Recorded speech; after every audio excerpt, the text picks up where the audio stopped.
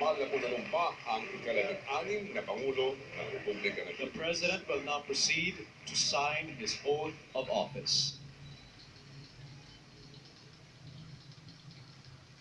So help me God, kaya po nakapatong ang kamay ng nanumpa sa Biblia, Professor. Ano po? This is a historic moment in the life of our country, and now it's formalized with the signature of President Rodrigo Duterte. Sa kanyang oath of office. The President Alas 12 just ng signed his oath of office.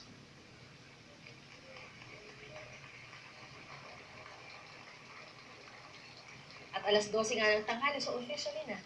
Eto na yun, simula na rin ang trabaho ng ating bagong Pangulo. It's a new chapter in the life of our nation, and of course, all of us hope and